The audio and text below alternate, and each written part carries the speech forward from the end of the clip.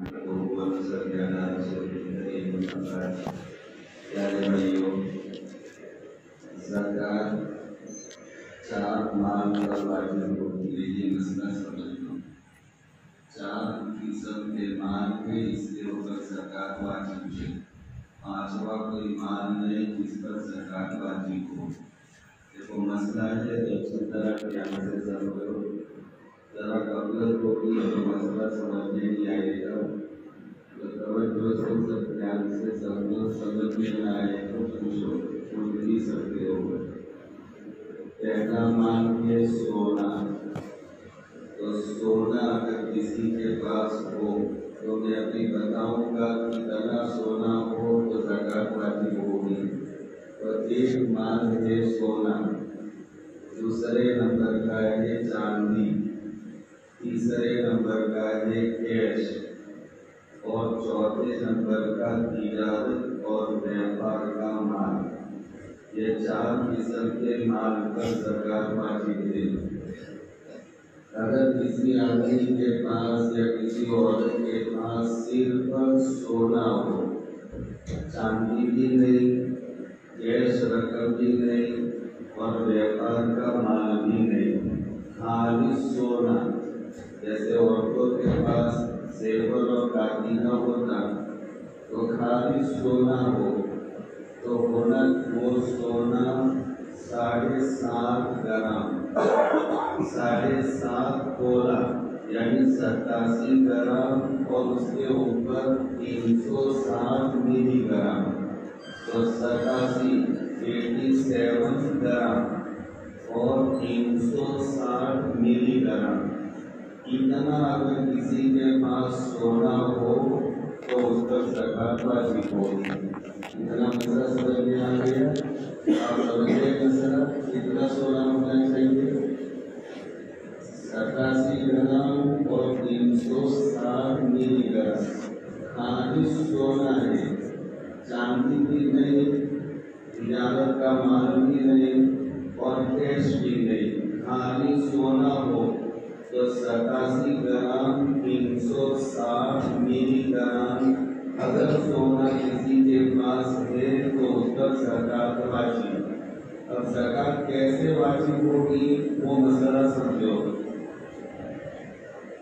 जिस दिन उसकी मिल्कियत में सोना आया, मसलन रमज़ान के 5वें रोज़े को अगर किसी की मिल्कियत में इतना सोना आया जो मैंने अभी तक आया, तो अब ये शरीयत की निगाह में माल था। अब उस पर 1 साल जब गुजर जाए और आइंदा रमज़ान का 5वां रोज़ा आए तो अदा करना वाजिब होगा। तो 2 मसले हुए, एक तो ज़कात वाजिब होना और दूसरा अदा करना। देखो ज़ोहर की नमाज का वक्त ये 12 साढ़े 12 बजे के करीब, लेकिन 5 बजे तक ज़ोहर की नमाज का वक्त रहता।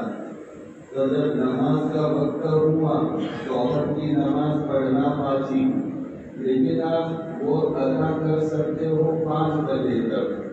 तो 5 बजे भी ज़ोहर की नमाज पढ़ोगे तो ये ज़ोहर की नमाज वक्त में होगी। ऐसे जब सोने के आप मालिक बने, जैसे अपनी बच्ची को रुखसत करते तो बहुत से बाप अपनी बच्चियों को जेवरात में सोना देते।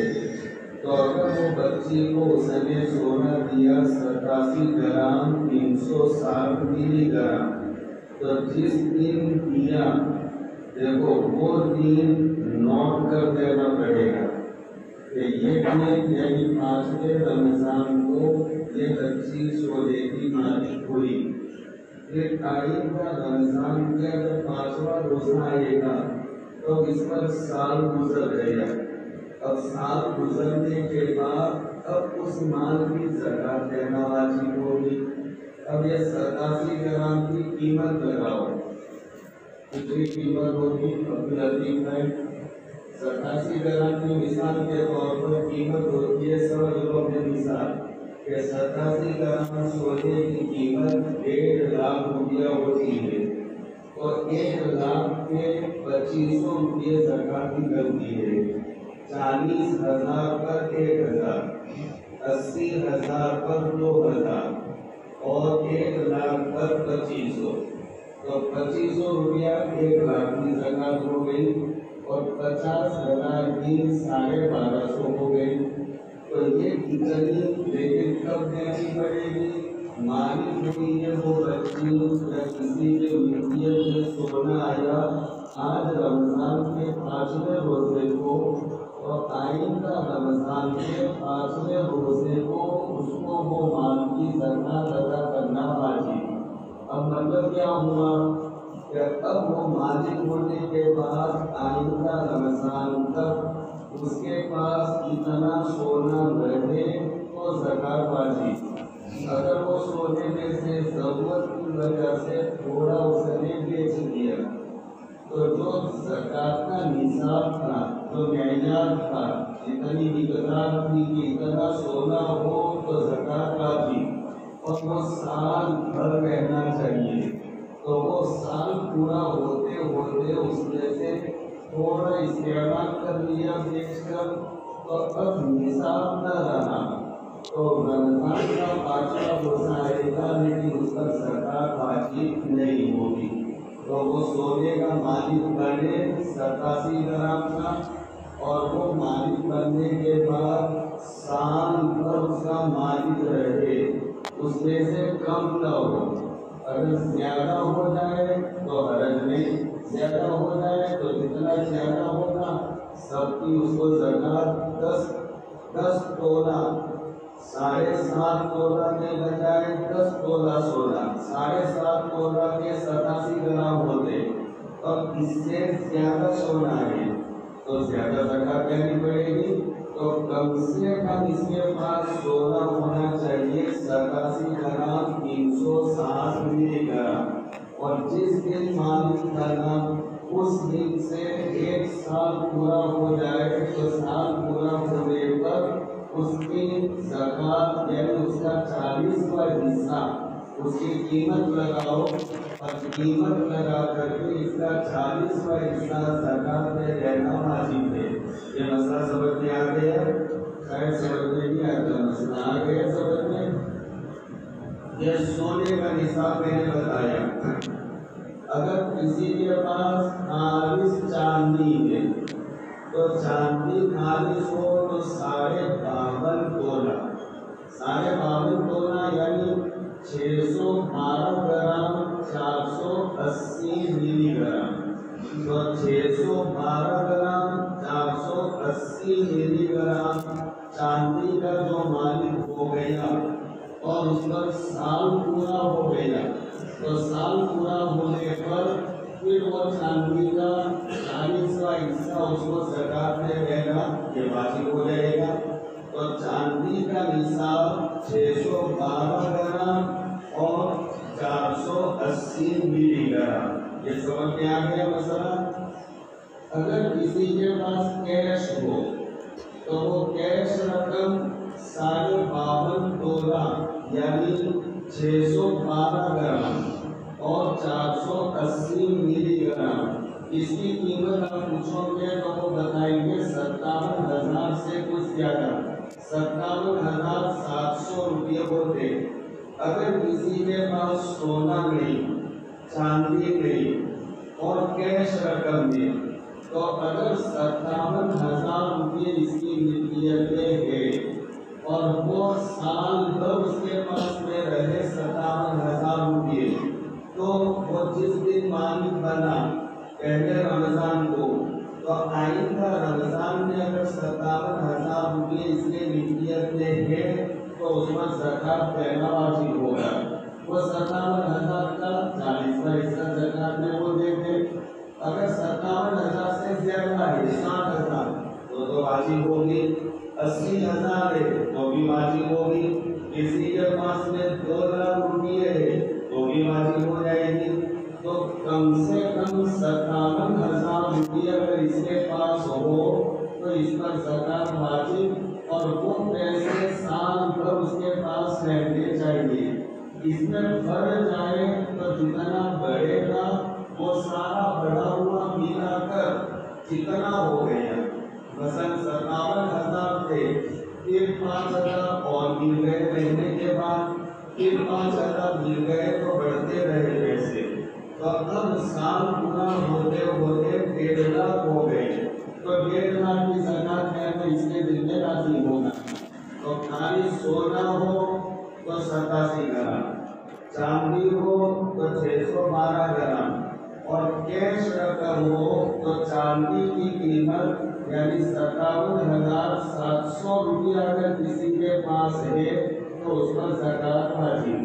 अब चौथा माल तिजारत का। तिजारत का माल जिसको कहेंगे व्यापार का माल, जैसे कपड़े की दुकान वाला कपड़े में जो माल लाता, कपड़े का माल, तो वो ये नियत से कि मुझे बेचना है। अब ये भाई मुझे मिले थे, मैंने इनको पूछा आपका कारोबार क्या, तो कहा मैं खेती करता, और ये चॉकलेट इडली, अब ये दुकान ऊपर से था, तो ये खरीदते हैं देने की नियत से। तो ये जो माल खरीदेंगे वो माल तिजारत का माल है, व्यापार का माल है। तो वो व्यापार का माल अगर 57,000 का हो, चाहे आदमी खेती करता हो, कपड़े की दुकान हो, किराना और करियाना की दुकान हो, स्टोर्स हो, या मेडिकल इसका हो, तो मेडिकल में भी जो दवाई आएगी तो वो आदमी बेचने की नियत से खरीदता है। तो जो बेचने की नियत से माल खरीदे तो वो तिजारत और व्यापार का माल हो गया।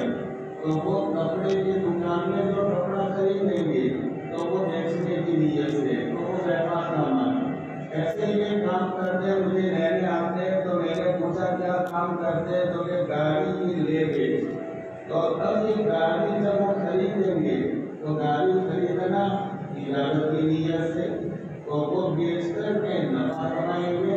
तो जो गाड़ी या बाइक खरीदे बेचे, तो जो बाइक खरीदी या जो गाड़ी खरीदी तो वो व्यापार का माल हो गया। अगर वो गाड़ी 57,000 या उससे ज्यादा की है तो ज़कात वाजिब हो जाएगी। बाइक अगर 57,000 या उससे ज्यादा की है तो उस पर ज़कात वाजिब हो जाएगी। इसी तरह अगर किराना की दुकान शुरू की और उसमें व्यापार का माल 57,000 या उससे ज्यादा का है, तो ऐसे सूरत में इसके ऊपर साल पूरा हो जाएगा तो ज़कात देना वाजिब, इससे ज्यादा ही होता है। और जो आदमी जमीन खरीदे, बहुत सारे लोग ज्यादा पैसे हो जाते तो वो पैसे को रोक लेते, इन्वेस्ट करते हैं जमीन में, फिर जब भाव बढ़ेगा तो जमीन बेच देंगे। तो ये जमीन जो खरीदी ये व्यापार और तिजारत की है, तो वो जमीन अपने मिलियन में रहे अपने पास 1 साल, 2 साल, 5 साल, तो हर साल वो जमीन की जितनी कीमत हो वो कीमत के एतबार से उसको ज़कात देना वाजिब होगा, इसलिए कि जमीन तिजारत की है। जो चीज की भी तिजारत करे, कोई आदमी साइकिल ला करके तिजारत करता, व्यापार करता, तो वो साइकिल की दुकान वाले के पास अगर 57,000 या उससे ज्यादा का माल दे तो फिर उसके ऊपर ज़कात वाजिब होगी। तो ये 4 किस्म के माल हुए, सोना, चांदी, कैश और व्यापार का माल, ये 4 पर ज़कात वाजिब। समझ में आ गया मसला? अब जिस दिन मालिक बना उस दिन से इस पर साल पूरा हो जाए, तो साल पूरा होने पर वो माल कितना बड़ा घटा वो हिसाब करके ज़कात देना वाजिब होगा। आगे दुकान लगा था तो दुकान शुरू की तो उस वक्त में 2 लाख रुपये उसने लगाए, लेकिन साल पूरा होते होते वो माल का हिसाब करेगा तो वो माल ये 8-9 लाख रुपये हो जाएंगे। हमारा मेडिकल एक कागज लिए शुरू किया था तो उस वक्त में पोजीशन नहीं थी, 2.5-3 लाख के करीब, लेकिन साल 2 साल होते होते इसमें 16-17 लाख की अब ये माल हो गया। तो अब ये जब हिसाब करेंगे तो ये 16 लाख का, इसलिए कि अभी स्टॉक ये 16 लाख का है। تو شروع کیا تھا 2 لاکھ سے، لیکن سال پورا ہو گیا تو یہ 15 لاکھ کا مال ہو گیا، 12 لاکھ کا مال ہو گیا، تو یہ 12-13 لاکھ جتنا سال پورا ہونے پر ہوگا تو وہ پورے گا۔ لیکن اس میں ایک مسئلہ اور بھی آئے گا، کوئی پوچھ سکتا ہے کہ یہ کپڑوں کی دکان، کرانہ کی دکان، ان کا اسٹاک کا مسئلہ ہے 12 یا 15 لاکھ، لیکن ویپاریوں کو اور تاجروں کو بھی دینے کا رہتا ہے، مال اتار دیا جاتا ہے، بہت سے ویپاریوں کے دینے کے باقی رہتے، ایسے میڈیکل میں بھی مال ادھار آتا ہے، کپڑے کی دکان میں بھی مال ادھار آتا، تو تب پہلے آپ کپڑے اور آپ کے اسٹاک میں جتنا مال ہے وہ پورے مال کا اسٹاک گن لو، یہ ہو گیا مثلاً 18 لاکھ کا، اور پھر اس کے بعد جتنے ویپاریوں کو بل دینے باقی ہے وہ آپ نے چیک کیے کہ 7 لاکھ روپے کا بل باقی ہے، تو 18 لاکھ میں سے 7 لاکھ آپ کا قرض ہے، تو کتنے نکل جائیں گے؟ اب کتنے باقی بچے؟ 11 لاکھ، تو 7 لاکھ یہ تو آپ کا مال ہے چلی، یا آپ کی دکان میں ہے، آپ کے اسٹور میں ہے، لیکن وہ مال یہ ویپاریوں کا ہے، ان کو بل دینا ابھی باقی ہے، تو ان کا مال لے کر کے آپ اجازت کر رہے ہو، تو یہ جتنا بل باقی ہے وہ بل کو کم کر دیا اور پہلے اسٹور گن لو، اسٹور ہو گیا 18-19 لاکھ کا، پھر ویپاریوں کا بل باقی ہے 6-7 لاکھ، تو وہ 6-7 لاکھ روپے اس میں سے کم کر دو، اب جتنے بچیں گے تو وہ بچے ہوئے میں 1 لاکھ پر 2500 روپے، اس حساب سے جتنے لاکھ کا بیلنس ہو آپ کو زکوٰۃ نکالنی پڑے گی۔ اب ایک چوتھا مسئلہ سمجھ لو، بعض مرتبہ ایسا ہوتا ہے کہ آدمی کے پاس، جیسے عورتوں کے پاس عام طور پر، میں نے اپنی بچی کو آج سے 12-13 سال پہلے میں نے اس کا نکاح کر دیا، اس کو رخصت کیا، تو میری حیثیت کے اعتبار سے مجھے جو کہنا تھا وہ دیا، لیکن یہ مسئلہ آپ کو سمجھانے کے لیے میں کہتا ہوں، اب میں نے جو اس کو زیور اور دامنہ دیا، میں نے صاف کہہ دیا کہ میں ابھی مجھے مالک نہیں بناتا، یہ میرا ہے اور تو ابھی استعمال کر، کیوں؟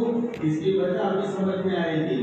پھر جب رمضان آیا تو رمضان کے 5 روزے گزر گئے، اب میں نے بچی کو کہا کہ وہ جو دامنہ دیا تھا آج سے میں نے تجھے بخشش کر دیا، تاکہ اس کو تاریخ یاد رہے کہ میرے پاس جو مال آیا وہ 5 رمضان کو، اور آئندہ وہ 5 رمضان کو اپنے پاس کیا ہے وہ حساب کرے گی، تو یہ 5 رمضان کو میں نے بخشش کیا، اس کو جب کیا تاکہ اس کو تاریخ یاد رہے کہ مجھے آئندہ رمضان 5ویں روزے کو حساب کرنا ہے، تو یہ اپنے کو یہ تاریخ یاد رکھنا، لوگ سمجھتے ہیں زکوٰۃ خالی رمضان میں نکالنی، نہ، آپ جس دن مالک بنیں گے جو میں نے بتایا، اگر محرم کے مہینے میں مالک بنے تو آپ آئندہ محرم کو زکوٰۃ آپ نکالیں گے، رمضان میں نہیں، آپ ربیع الاول میں مالک بنے ہو تو سال پورا ہوگا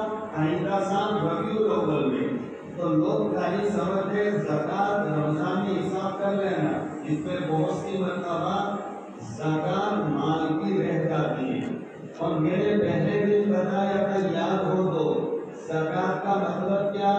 پاک ہونا، کہ زکوٰۃ جس مال کی نکالی جائے تو وہ مال پاک ہو جاتا ہے۔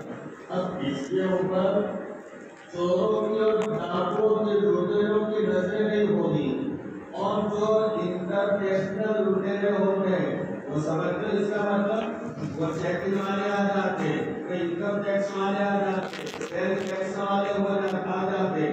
اگر آپ اللہ کا حکم زکوٰۃ کا مکمل طور پر ادا کریں گے تو ان لوٹوں سے بھی آپ کا مال بچ جائے گا، نفع بچانے کا نظر کر دے گا۔ زکوٰۃ کا مطلب یہ مال کو پاک کر دینا، تو یہ مال آپ کا پاک ہو گیا، تو جس دن آپ مالک بنے وہ نوٹ کر دو، رمضان میں بنے ہو تو رمضان میں، ربیع الاول میں تو ربیع الاول میں، اور آئندہ سال ربیع الاول میں اپنا سال پورا ہوگا، اب حساب کر کے آپ زکات ادا کر لو۔ لوگ عام طور پر رمضان میں حساب کرتے اور دے دیتے، حالانکہ ان کا سال پورا ہوتا ہے ربیع الاول میں، تو 5 مہینوں کی زکات ان کی باقی رہ جاتی ہے۔ اب اس کی وجہ سے مال پر آفت آئے گی، مال پر مصیبت، مال پاک نہیں ہوگا۔ اب ایک اور مسئلہ جو مجھے سمجھانا ہے، کسی کے پاس سونا بھی پورا نہیں، جو میں نے ابھی بتایا 87 گرام، چاندی بھی نہیں 612 گرام، اور کیش بھی نہیں ہے 57,000، اور ویپار کا مال بھی اتنا نہیں، سب تھوڑا تھوڑا ہے اس کے پاس۔ مثلا آدھا گرام اس کے پاس میں سونا ہے، اور 10 گرام اس کے پاس چاندی ہے، اور اس کے پاس 10,000 روپے کیش ہے۔ تو اب ایسی صورت میں یہ آدھا گرام سونے کی قیمت بھی لو، 10 گرام چاندی کی قیمت بھی لو، اور 10,000 کیش، یہ تینوں مل کر کے چاندی کا حساب کا کتنا 612 گرام، اگر اس کی قیمت کے برابر ہو جائے تو یہ زکات واجب ہو جائے گی۔ سمجھ میں آ گیا مسئلہ؟ ایسے تجارت کا مال، ویپار کا مال، اگر کسی کے پاس 30,000 کا یا 25,000 کا، یہ فیری والے بیچارے 20-25,000 کا مال لا کر کے اب یہ فیری کرتے، تو یہ 20,000 کا ویپار کا مال ہے، لیکن ان کے پاس کیش یہ 33,000 کیش بھی ہے، تو 30,000 ویپار کا مال ہو گیا، 30,000 کیش بھی ہے، تو دونوں ملا کر کے 60,000 ہو گئے، تو ان کے اوپر زکات واجب ہو جائے گی۔ تو سب الگ ملا جلا مال ہو، سونا بھی ہے، چاندی بھی ہے، ویپار کا مال بھی ہے، اور کیش بھی ہے، تو ان سب کو ملا کر اگر ہو جائے 52.5 تولہ چاندی یعنی 612 گرام چاندی کی قیمت، تو اس کے اوپر زکات واجب ہو جائے گی۔ مسئلہ سمجھ میں آ گیا؟ جی، اب مسئلہ سمجھ میں آ گیا ہو تو بہت سے مجھے 2-3 دنوں سے پوچھتے رہتے مسئلے، تو اب کسی کو جو مسئلہ اپنی ملکیت کا پوچھنا ہوگا وہ پوچھ سکتے مسئلہ۔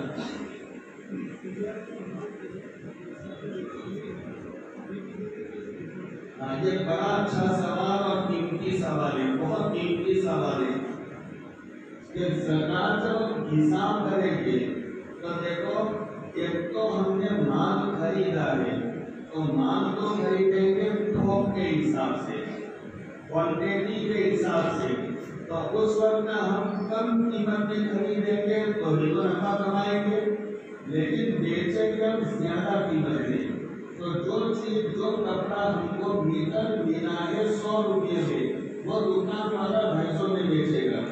تو آپ جب زکات کا حساب کریں گے تو جو بھی تجارت کا مال ہے اس میں بیچنے کے حساب سے، اب وہ آدمی کو جیسے ابھی صاحب کرانے والے ہیں تو ان کو پتا ہے کہ میرا کتنے ٹکا پر ویپار ہوتا ہے، وہ سب میرا جلا کہ میرے دکان میں 25% پر دھندا ہوتا ہے، اور اب ان کا مال 20 لاکھ کا خریدا ہے، تو 20 لاکھ کو خریدا، لیکن اب 20 لاکھ کے پیمنٹ کریں گے وہ کتنے 23 لاکھ، اس لیے کہ وہ 90 کے ساتھ بیچیں گے، تو قیمت جب زکات کی نکالیں گے تو بیچنے کی قیمت کے اعتبار سے، خریدنے کی قیمت کے اعتبار سے نہیں۔ ایسے کپڑے کی دکان میں بھی کپڑا خریدا تو وہ تو کم قیمت ہے، لیکن اب بیچو گے تو بیچنے کے بعد آپ کے پاس جو مال آئے گا تو آپ نے اس کو سمجھائے کہ یہ مال تو میرا اتنے کا ہے، تو جتنے کا مال سمجھتے ہو اتنے پر زکات آئے گی، تو بیچنے کی قیمت کے اعتبار سے زکات، خریدنے کی قیمت کے اعتبار سے زکات نہیں، بیچنے کی قیمت کے اعتبار سے۔ ٹھیک ہے، اچھا سوال تھا، اور کوئی پوچھنا چاہے بھائی؟ جی حاصل بھائی،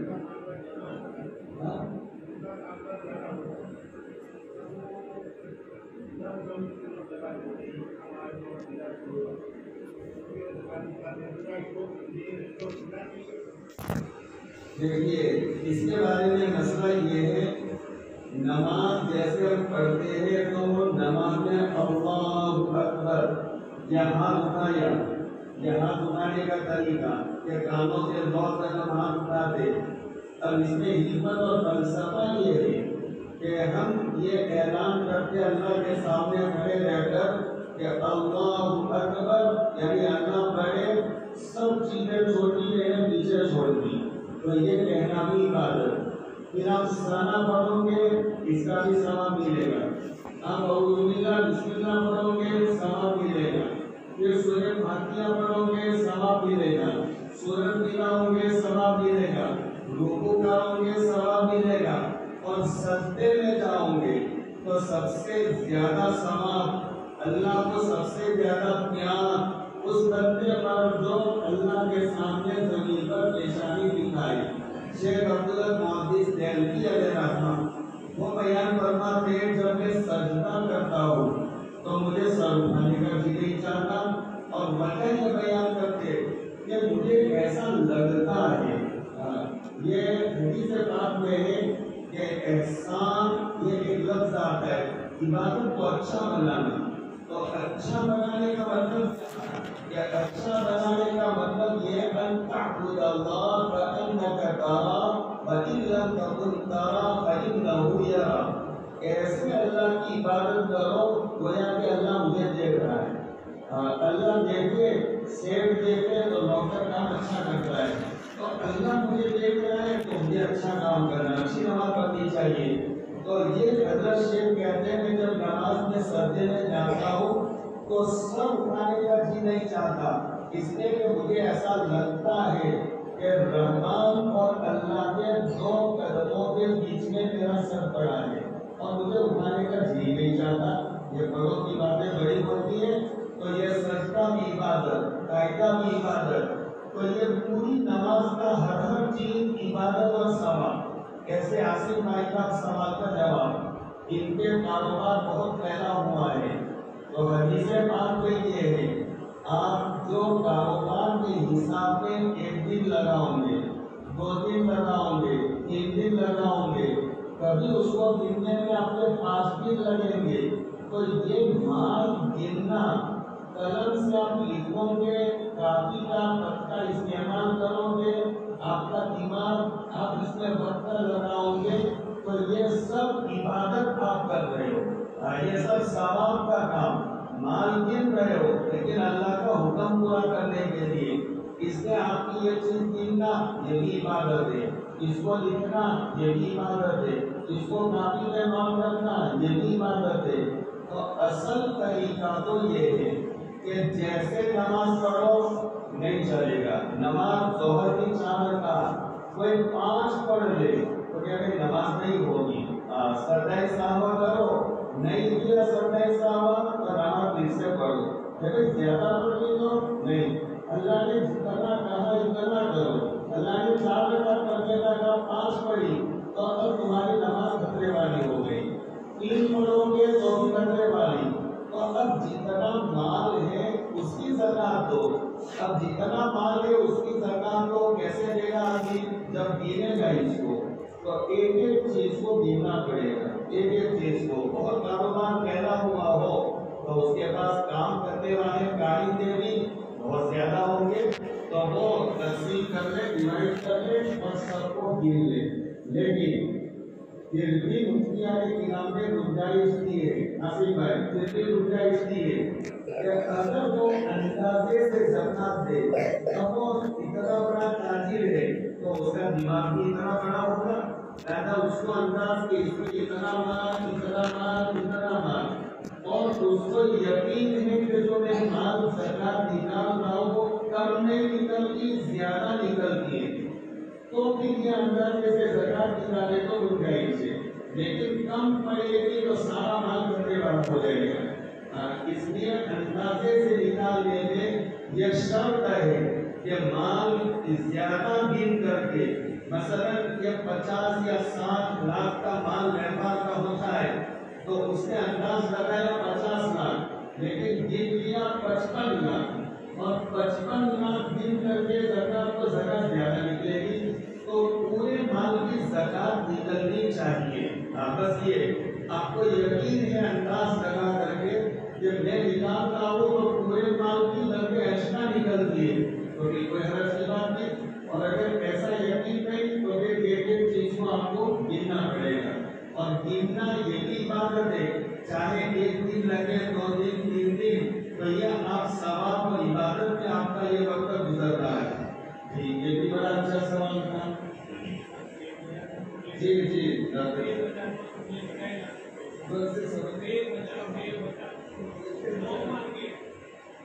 शेयर बाजार, अव्वलन शेयर बाजार देखिए, कोई बड़ा हो तो हमारा मशवरा ऐसा है, फतवा नहीं देते हैं, इसलिए जब फतवा पूछोगे तो हम आपको ये पूछेंगे कि ये मानिए शेयर बाजार में ये कंपनी में हमने ये निवेश किया है, तो वो कंपनी कैसी है, हलाल है या हराम? तो अगर हलाल है तो फिर भाई आप इसके शेयर खरीद सकते हो, फतवा तो ये देंगे। देखिए मैं इसकी एक मिसाल दूँ। इमाम अबू हनीफा अलैहि रहमत से एक साहब ने सवाल कर लिया कि हज़रत मुझे बहुत शौक है हज में जाने का, लेकिन मेरे ऊपर कर्जा भी है, तो मैं कर्ज अदा करूँ या हज करने जाऊँ? हज फर्ज नहीं है। तो इमाम साहब ने जवाब दिया कि कर्ज अदा करना तुम्हारे ऊपर फर्ज है और हज करना भी फर्ज नहीं, तो हज मत करो और कर्ज अदा करो। लेकिन इमाम अबू हनीफा अलैहि रहमत जब हज करके आए तो जो हज करके आता है तो वो हज की मजा कर जाता है।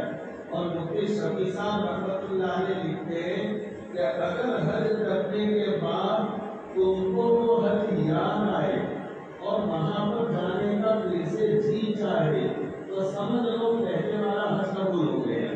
बल्कि ये होता है कि हज करके आते हैं तो दूसरे साल जब हाजी चलते हैं तो अकेले अकेले कमरे में होते हैं, अकेले अकेले, ये अल्लाह क्या बदनसीब है हम कि अल्लाह के बंदे चले और मैं घर पर बैठा हूँ, तो ये पहले वाला हज कबूल हो गया।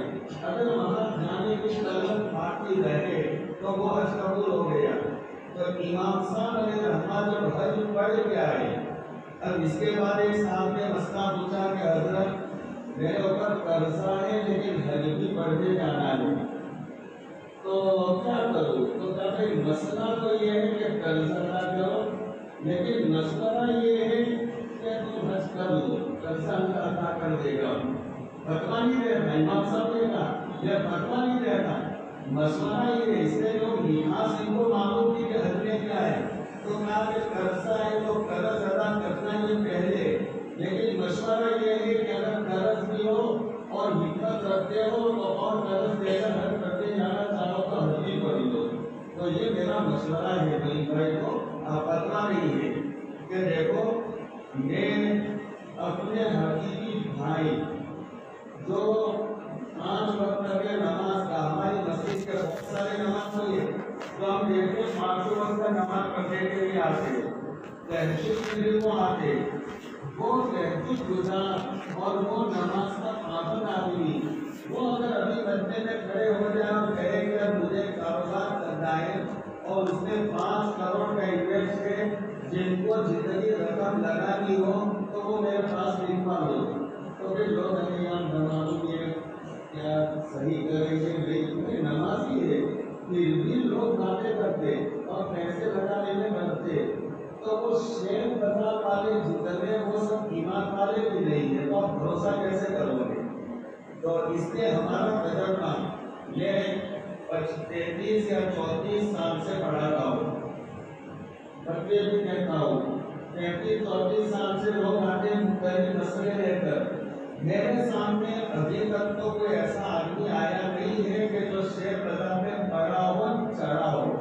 हाँ, जो शेयर बाजार में पड़ा तो वो पड़ा तो है लेकिन चढ़ा नहीं है वो।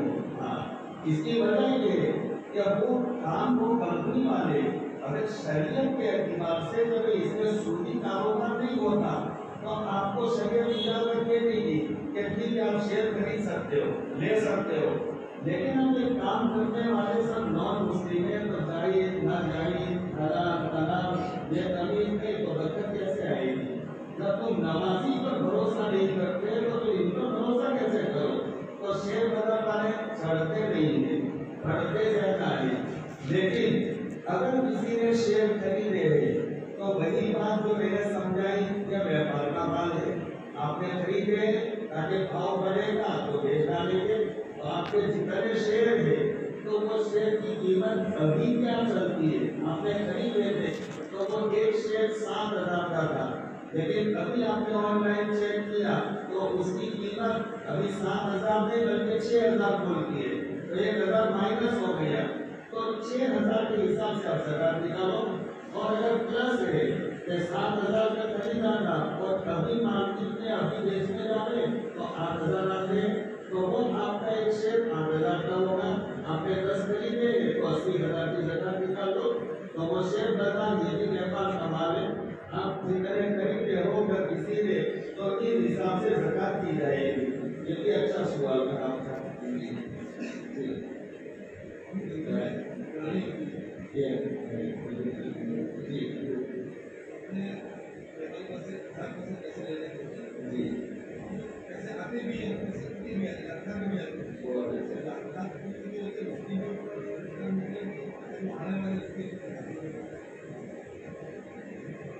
بہت اچھا سوال ہے، مجھے اس سے پہلے بھی 2-3 میرے بھائیوں نے یہ پوچھا تھا کہ یہ ویپاریوں کو اس سے مسئلہ پڑتا ہے، ایک مسئلہ آتا ہے ہمارا جو علماء پڑھے ہوئے ہیں تو ایک مال کا نام دیا ہے مال سیما۔ مال سیما اس کو کہتے ہیں ایسا مال جیسے آپ سونا لے کر جا رہے تھے 1 کلو اور سمندر میں گر گیا تو آپ لا سکتے ہو، اس کو آپ کا ہے اور وہ جب تک سمندر میں رہے گا وہ آپ کا رہے گا، لیکن آپ کے پاس کوئی شکل نہیں ہے اس کو لانے کی، تو یہ مال کو کہتے ہیں مال سیما، کہ تمہارا مال ہے لیکن تمہارے پاس آنے کی کوئی شکل نہیں ہے۔ تو اس سے آپ کو مسئلہ سمجھ میں آ گیا کہ جو گاہک آپ کے ان کے پاس سے پیسے لینے گے لیکن کوئی امید نہیں ہے کہ وہ پیسے کٹیں گے تو وہ مال کی زکات نکالنا آپ کو دینے کی ضرورت نہیں ہے۔ اگر کوئی امید نہیں تھی اور 10 سال نکل گئے اور پھر کبھی وہ کوئی جمع سالوں میں ہاتھ رکھ گیا، 4 دینا نیا اللہ کا ڈر اس سے دل میں آیا اور وہ پھر آپ کو اپنا مال لینے آ گیا تو پھر وہ نئے سرے سے وہ 10 سالوں کی زکات بھی نکالنا آپ کو واجب نہیں، وہ مال ایسا سمجھو کہ اپنی جائے ہے۔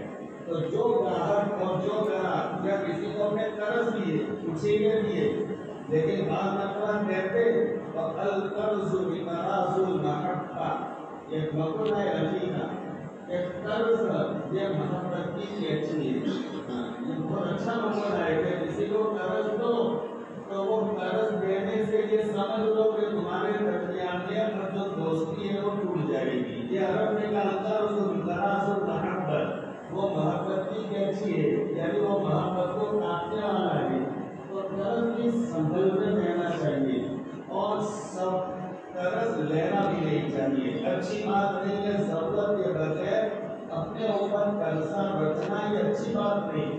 اللہ کے نبی علیہ السلام کا پہلے یہ معمول تھا، آپ علیہ السلام اتنے شفیع و مہربان تھے کہ آپ اگر کوئی ایک مرتبہ مسجد نبوی میں آئے، اچھا واقعہ یاد آ گیا سنو یہ حضور کی برکت سے، ایک حبشی آدمی غلام وہ حبشہ کا رہنے والا مسجد نبوی میں رہتے تھے اور مسجد نبوی میں جھاڑو کہتے تھے، صفائی کرتے تھے اور لوگ ان کو کھانا کہتے تھے اور ان کو بیچارے مسجد میں رہتے تھے۔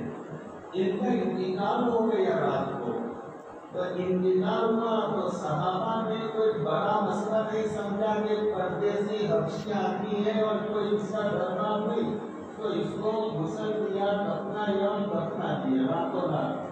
آقا تہجد میں آئے تو دیکھا اللہ کے نبی علیہ السلام کی عادت تھی کہ مجمع کو دیکھتے کون حاضر نہیں ہوئی، تو دیکھا تو کہا کہ وہ غلام کہاں گیا، تو یہ صحابہ نے کہا آقا وہ رات کو بیچارہ بیمار پڑ گیا اور زیادہ طبیعت خراب ہوئی، انتقال ہو گیا، تو ہم نے ان کو غسلایا، دفنایا اور دفنا دیا، تو آقا پھر دماغ کا اثر ہو گیا اور آپ نے نماز پڑھائی فجر کی اور پھر کہا مجھے قبرستان لے چلو، اور آپ وہاں پر گئے اور قبر پر جا کر کے اپنی نماز پڑھائی اور پھر آپ نے فرمایا کہ قبر پر کبھی قبر مارے پر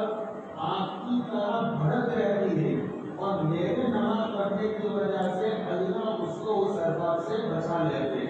اتنے شدید تھے لیکن پھر بھی کوئی جنازہ آتا تو آقا یہ پوچھتے کہ بھئی اس کے اوپر کوئی قرضہ ہے تو وہ کہتے کہ ہاں قرضہ ہے تو تمہیں نماز نہیں پڑھ لو. اتنی بڑی بات ہوگی. تو آپ کو فرماتے ہیں کہ قرضہ ہے تو میں نماز نہیں پڑھوں گا, تم لوگ پڑھ لو. ہاں تم پڑھ لو, میں نماز نہیں پڑھوں گا. تو قرضہ یہ ضرورت میں یعنی کہ ضرورت بھی پڑتی ہے, منع بھی نہیں, لیکن بغیر ضرورت کے شوق پورا کرنے کے لیے آدمی کے شوق کو شارٹ کرنا چاہیے. ضرورت میں آدمی کی شوق کرنی چاہیے اور شوق پورے کرنے کے لیے قرضدار نہیں بننا چاہیے, قرضہ نہیں لینا چاہیے. تو قرض اچھی بات نہیں ہے, لینا بھی نہیں چاہیے.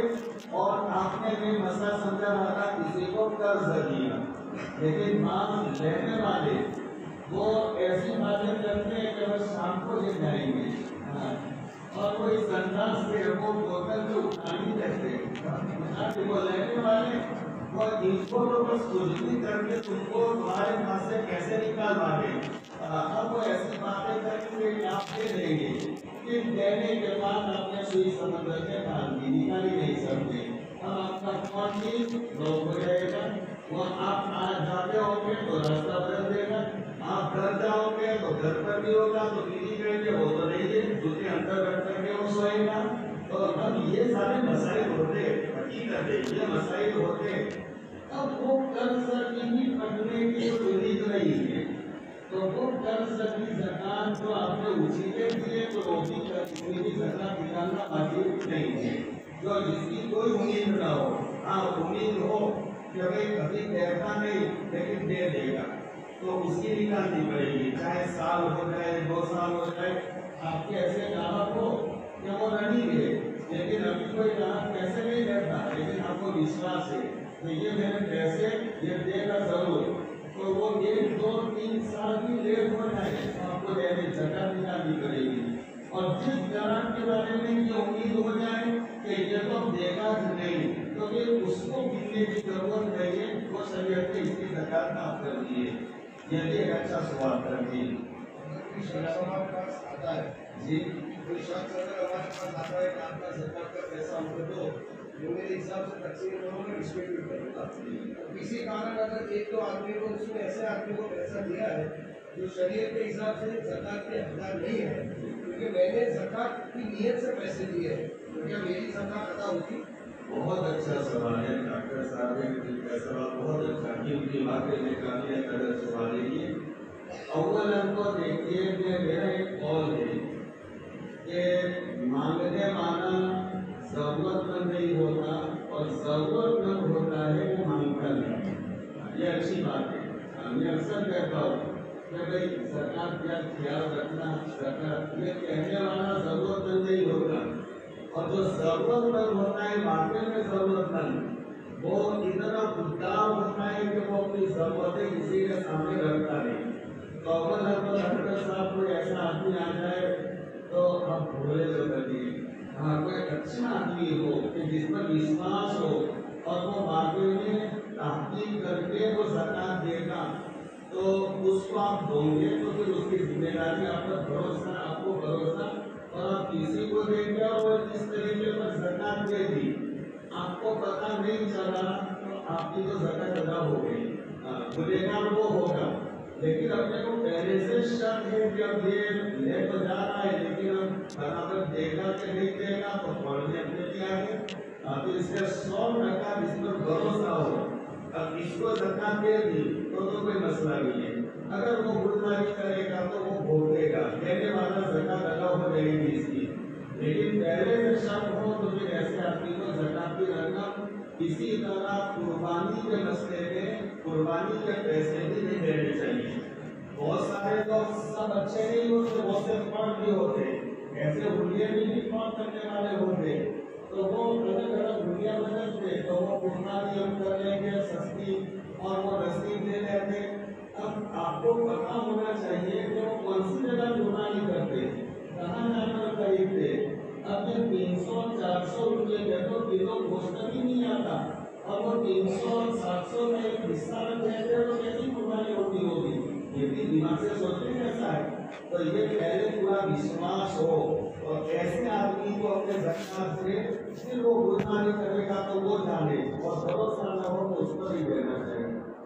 بہت اچھا سوال کریے سر. کام کی جگہ جیسے میری بات کرو تو اسپتال میں رمضان میں کئی لوگ آتے ہیں بلکہ آتے ہیں کہ ہمارے کمانے کا ذریعہ نہیں ہے اور ہم زکات کے حقدار ہیں اور ان کو دیکھ کے لگتا بھی ہے کہ وہ ضرورت مند ہے تو ان کی بات مان کر اگر ہم زکات کا پیسہ ان کو دیں گے تو ادا ہوگی. بہت اچھا سوال ہے. اللہ ان کو خوب توفیق دے, اللہ خوب دے, ان کا مطلب اور دواخانہ کا خوب چلائے, میری دعا ہے. اور میں بہت سو کو ایڈریس بھی دیتا ہوں. واقعی میں میرے ابھی ڈاکٹر مدینہ کو میں نے ایک ایڈریس بھیجا کر میں نے کہا کہ آپ جائیے وہاں. انہوں نے اچھا علاج بھی وہاں کروایا, میں نے ایڈریس دیا تھا. اور لیکن وہی دلی والے مجھے اکثر مجھے گائڈ کرے گا کہ ہم نے بھائی صاحب کا ہندی کا ہندی میں کرنے ہوا تھا. تو یہ سوال بڑا اچھا لگا, یہ ہمدردی والا سوال ہے, میرے دل میں بہت اچھا لگا اور واقعی میں اچھا لگا. آپ کیجیے ابھی خوب کیجیے, اللہ آپ کو خوب برکت دے گا. اور اب وہ جب آدمی کہہ رہا ہے اور ظاہر سے لگتا ہے تو ہم کو دل پہ اترنے کی ضرورت نہیں. وہ کہہ رہا ہے ظاہر طور پر تو کوئی ایسا اپنے کو ملے گا جیسے سکھپور کے حالات آصف بھائی کو پتا ہے, تو آصف بھائی کو کون ملا ہے کہ بھائی ایسا آدمی ہے. آصف بھائی نے کہا کہ ڈاکٹر صاحب بھرت دے گی, آپ دے سکتے ہو, تو آپ اس میں کر سکتے ہو. آصف بھائی سے مطلب میں آصف بھائی کو ہی بھیجتا ہوں کے سامنے کا مجھے پتا تھا. کچھ لوگ آتے جو ہاں جی, تو لڑکا ہے ایسا. اور اس کو ہم نے پوچھ تاچھ کرنے آپ کے پاس کوئی کیش ایکسٹرا فلو کرتا ہے, آپ کے پاس کوئی سوسائٹی کرتے ہو جو جمع ہوا ہے, تو یہاں سوسائٹی میرے ساتھ 70,000 جمع ہوئے, ابھی اس میں زکات باقی ہے. تو ایسے تھوڑے موٹے سوال آپ کر لے اور پھر کہہ کہ نہیں میرے پاس کچھ دیکھیے میرا کتنا بڑی پوزیشن, تو پھر آپ دے سکتے ہیں. بہت اچھا ماشاء اللہ. رشتے داروں کو زکات دینا کیسا ہے؟ رشتے داروں کو زکات دینا سب سے افضل ہے. اللہ کے نبی علیہ السلام والسلام کا جانی دشمن جو میں نے بتایا تھا کب تک لگا لہٰذا جمع کرنا, ابو لہب آپ کا حقیقی اور سب کا چچا تھا ابو لہب, لیکن بڑا دشمن تھا. لیکن اللہ کے نبی علیہ السلام کبھی کوئی مال آتا تھا تو وہ اپنا چچا دشمن تھا جو اسلام اور مسلمانوں کا اس کو بھی کہتے تھے.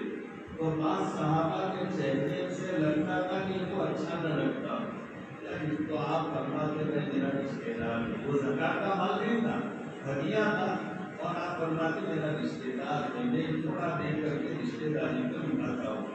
تو رشتے دار اس کو زکات اگر سامنے والا مستحق ہے تو دینے سے ڈبل ثواب ملے گا. ایک تو زکات دینے کا بھی ثواب ملے گا اور رشتے داری نبھائی اس کا دوسرا ثواب ملے گا. لیکن کون سے رشتے دار کو دے سکتے ہو وہ اہم سوال ہے. آسان ہے, بہت آسان سمجھنا. آدمی اپنے اوپر والوں کو نہیں دے سکتا, یعنی باپ کو, ماں کو, دادا کو, نانا کو, باپ کے باپ کو, اوپر والی لائن کو نہیں دے سکتا, اور نیچے والی لائن یعنی بیٹے کو, بیٹے کی اولاد, اپنی بیٹی, اس کی اولاد, ان کو نہیں دے سکتا. سائڈ والے ہو گئے کہ اپنا بھائی ہے تو اس کو دے سکتے, اپنا چچا ہے دے سکتے, بہن ہے دے سکتے, ماموں ہے دے سکتے, ماموں کے لڑکے کو دے سکتے. تو یہ بس یاد رکھو, اوپر اور نیچے والوں کے علاوہ جتنے رشتے دار ہیں ان کو زکات کی رقم اگر وہ مستحق ہو تو دینے سے ڈبل ثواب ملے گا. دینے وقت اس کو خلاصہ کرنا ضروری ہے کہ زکات نہیں, بالکل ضروری نہیں اور کرنا بھی نہیں چاہیے. یہ بھی اچھا سوال ہے. اگر سامنے والا مستحق آدمی ہے, زکات کا ماننے میں مستحق ہے, لیکن بات ایسے ہوتے ہیں کہ جو زکات کی رقم کھانا اچھا نہیں سمجھتے ہے, زکات کے مستحق, لیکن وہ ایسے خوددار ہوتے ہیں کہ زکات کی رقم کو کھانا پسند نہیں کرتے. تو آپ زکات کی رقم دے رہے ہو لیکن یوں کہہ کر بولو لو یہ آپ کو ہدیہ ہے, آپ کے گھر میں ضرورت ہے, اپنی بھیڑ نکالو, یہ آپ کو یا سامان لا کر آپ نے دے دیا, بھیڑ نکالو, اور آپ کے دل میں زکات کی نیت کر لی. یہ زکات کے پیسے یہ کہنا ضروری نہیں ہے, دل میں نیت کر لی اور آپ نے بخشش کہہ کر دے دیا, وہ بھی زکات ادا ہو جائے گی. اور और जो हमारे घर के अंदर जैसे आपने बताया कि जैसे कि बीवी है, बीवी के पास 30,000 रुपये का सोना है और मर्द है उसके पास 30,000 रुपये कैश है। सोने की मालिक बीवी है और 30,000 रुपये कैश का मालिक शौहर है, तो दोनों को मिलाया जाएगा? नहीं मिला। एक आदमी की मिल्कियत दे देंगे, बीवी का अलग है और तुम्हारा अलग है। तुम्हारी मिल्कियत में होनी चाहिए, बीवी की मिल्कियत में, दोनों अलग अलग है। ये तो तुम बंधन में बंध गए, न बनते तो अलग घर में रहते, तुम अलग घर में रहते, तो वो उसकी मिल्कियत है, तुम्हारी मिल्कियत है। तो बीवी की मिल्कियत की ज़कात अलग है। तो ऐसा हो सकता है कि आदमी पर ज़कात ना हो और बीवी पर ज़कात वाजिब हो। इसमें बहुत से ऐसे होंगे कि हम पर ज़कात वाजिब नहीं होती और औरतों के पास जेवर दाखिला होता है तो इन पर ज़कात वाजिब होती है। तो बीवी और शौहर दोनों के माल को मिलाना है, बीवी का अलग नाम, शौहर का अलग नाम। जब बीवी पर ज़कात वाजिब है, शौहर में नहीं है। जी, बीवी के जेवर पर ज़कात वाजिब है, उसकी रजा तो शौहर करेगा नहीं। शौहर देखो, ये भी एक मसला अच्छा है, समझिए ऐसा है, ये सवाल अच्छा है। बीवी के पास अगर माल है तो अल्लाह ने उसको दिया है तो वो ज़कात है, शौहर क्यों दे? शौहर क्यों दे?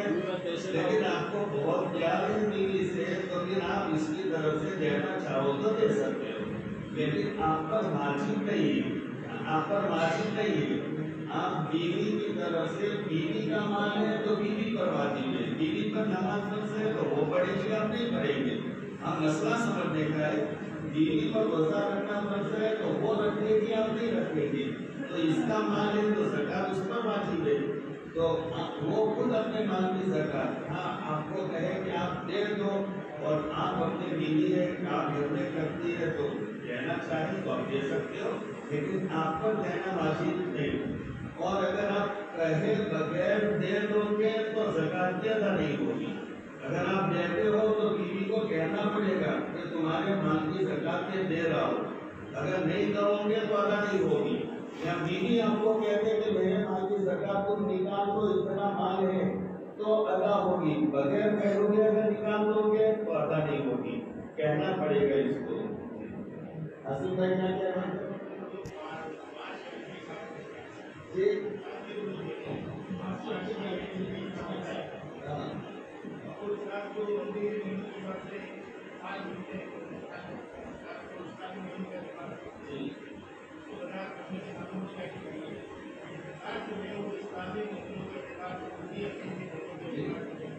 अब वो मैंने मिसाल इसीलिए दी थी, मेरे सामने ऐसा था लेकिन वजह नहीं थी।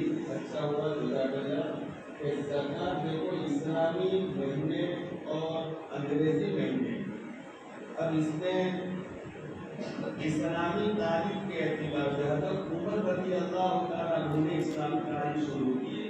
इस्लामी तारीख की इब्तिदा हज़रत उमर रज़ी अल्लाह तआला अन्हु ने फरमाई। तो इस्लामी तारीख और अंग्रेजी तारीख के एतबार से 10 दिनों का फर्क पड़ेगा। तो कभी आप मार्च की पहली तारीख से मार्च की पहली तारीख, तो मान लो कि आपकी मार्च की पहली तारीख को आप पर ज़कात वाजिब हुई, तो 10 दिन पहले आपके पास में 15 लाख रुपये थे, लेकिन वो मार्च की पहली तारीख आते आते आपके 15 लाख के इस्तेमाल हो गए और 5 बचे, तो आपको 5 की ज़कात निकालोगे। हालांकि वो 10 दिनों में वो 10 लाख रुपये आपने इस्तेमाल कर दिए, इसकी ज़कात वाजिब थी। तो इस्लामी महीने और इस्लामी तारीख, इसलिए मैंने रबीउल अव्वल की मिसाल दी थी, मुहर्रम की मिसाल दी थी, मैंने रमज़ान की मिसाल दी। रमज़ान का 5वां रोज़ा, तो आइंदा रमज़ान 5वां रोज़ा, तो वो इस्लामी तारीख। तो इस्लामी तारीख के एतबार से साल का हिसाब होगा, अंग्रेजी तारीख के हिसाब से नहीं। इसमें 10 दिनों का फर्क पड़ता है, तो कभी ज़कात भी बहुत ज़्यादा गड़बड़ी हो जाती है इसमें। यह आपको बुला रहे पूछिए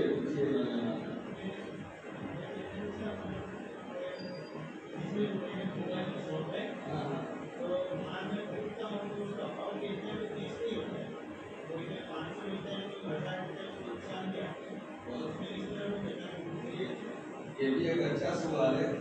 उस वक्त में आसानी के लिए हम दुनिया में किरात में जवाब देते हैं कि काम का रखा वाली निकालो, कि कोई मोबाइल की शॉप वालों ने कभी कोई मोबाइल में 3000 भी लीचा और कभी 300 भी लीचे और कभी ऐसा भी होता है कई कहते हो मेरे मालूम का जैसे बहुत से मोबाइल वालों से तो उसमें ज़्यादातर मुनाफा ही होता है लेकिन कभी ऐसा होता है 180 और कभी 300-400 घाटे में भी लेने पड़ते हैं।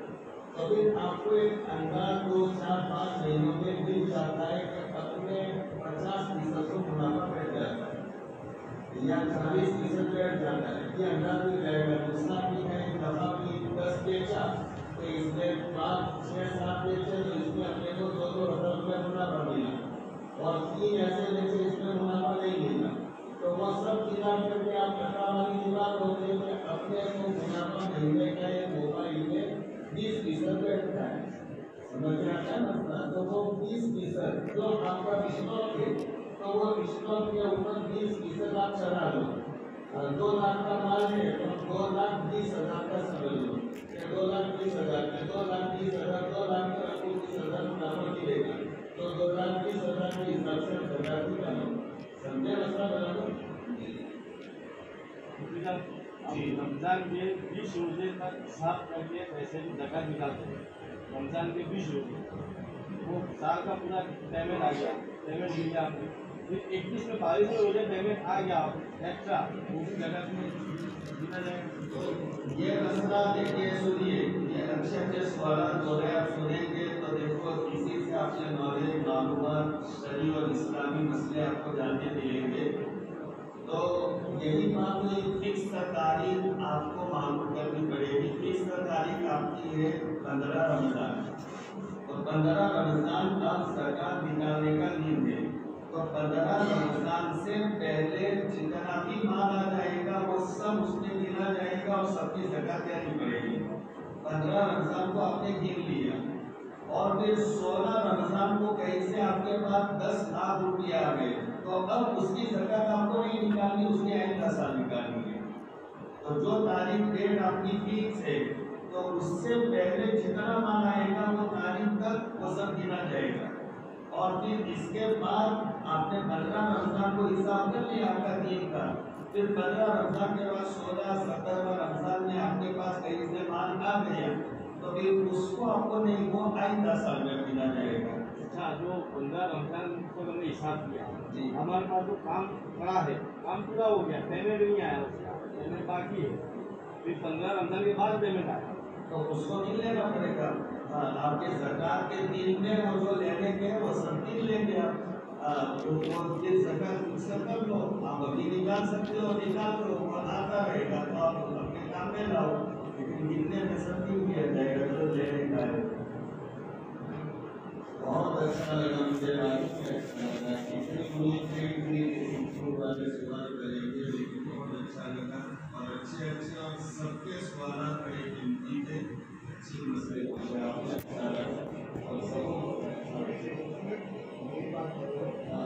पेशेंट एकदम गरीब है सरकार का हफ्ता है तो सरकार के पैसों से उसका पूरा इलाज मेरे या किसी और की जगह करना है उसका सही तरीका क्या होगा मैं डायरेक्ट उसको दूँ या इसमें किसी आदमी को शख्स को रख के मैं उनके पास इसका तरीका आप शख्स को भी रख सकते हो और आप ज़कात भी रख जैसे मसलन आपकी फीस हुई आपके रूम की फीस वो सब आपने हिसाब लगाया तो 15-20 हज़ार रुपये गए थे और फिर मेडिकल का अलग अब आप ज़कात की रकम देना चाहते तो वो मरीज को आप ले लो कि आपको के लिए हदिया दे लो ज़कात की वजह से आपने 30-40 हज़ार आप जो फीस है वो वहाँ पर भी आप भर दो और मेडिकल में तो आपने मुझे दे दिए तो उसको मालिक बनाना जरूरी है।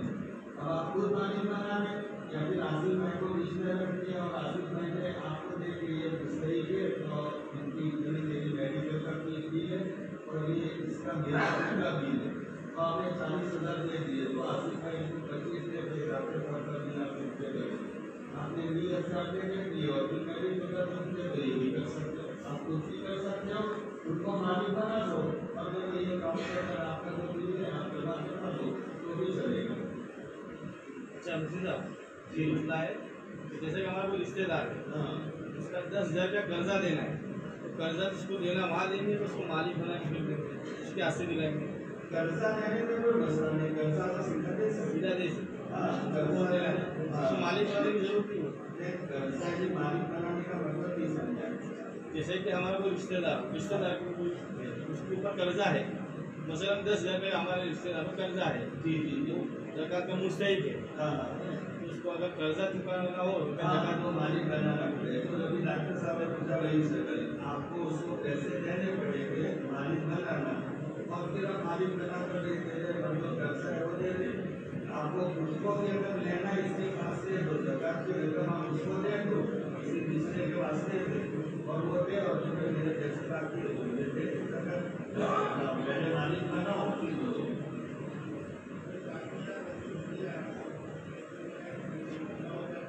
जी बहुत अच्छा है ये आसिफ भाई, बहुत अच्छा है। लेकिन बहुत अच्छा लगता है आप लोग जम कर बैठे हो, बहुत अच्छा है। ये इबादत है, ये रमजान की रातों में इबादत है। नहीं गैर मुस्लिम को नहीं कह सकते, नबी सत्ता दे सकते हो आप, नबी देना चाहिए, गैर मुस्लिमों को भी देना चाहिए, लेकिन आर्थिक सत्ता में हमें पड़ोस में हुए ऐसा चाहत और इस्लाम में बहुत अच्छा लगता है। ठीक है, दुआ कर लेते हैं।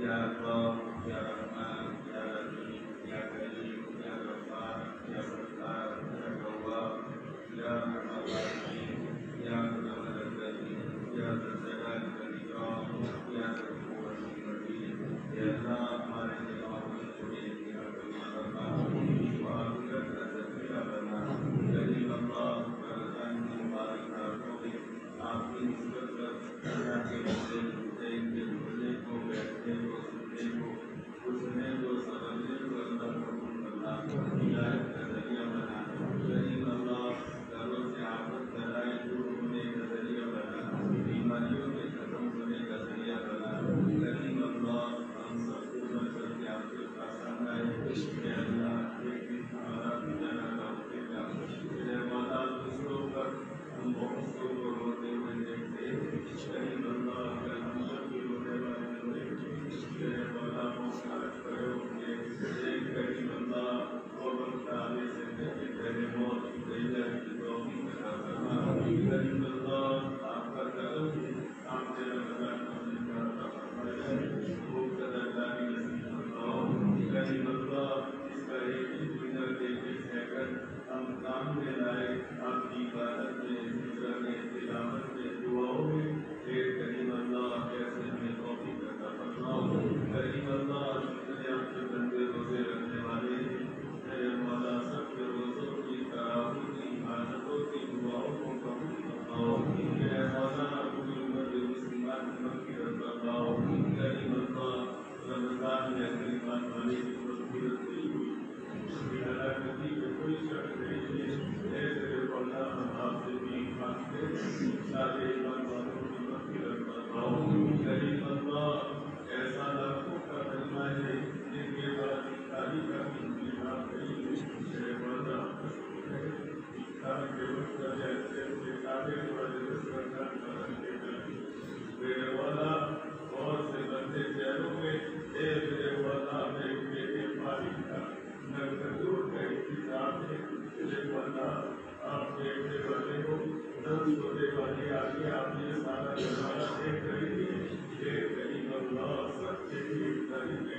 परेशान फरमाओ मेरे मौला आने वाली ईद से पहले पहले सब गरीबों के लिए ईद बनाने का इंतजाम फरमाओ मेरे मौला कोई गरीब कोई बीमार कोई यतीम ऐसा न हो जो हमारे कपड़ों को देखकर इसका दिल दुख मेरे मौला करीब सब मेरे मौला खुशी खुशी बनाए करीब इंतजाम फरमाओ आपके किताबों में कोई कमी नहीं है मेरे मौला इस्तेमाल के लिए जरिए नमाज का इंतजाम फरमाओ सबको माला माल फरमाओ मेरे मौला सबको माला माल फरमाओ करीम अल्लाह सब परेशान हालों की परेशानियों को दूर फरमाओ सब बीमारों को शिफा अता फरमाओ सब मोहताजों के एहतियात को खत्म फरमाओ करीम अल्लाह जिनके पास जाती मतलब नहीं उनके लिए जाती मतलब का इंतजाम फरमाओ मेरे मौला जो इस लाइन से दुखी और परेशान है इनके दुखों को परेशानियों को दूर फरमाओ मेरे मौला करीम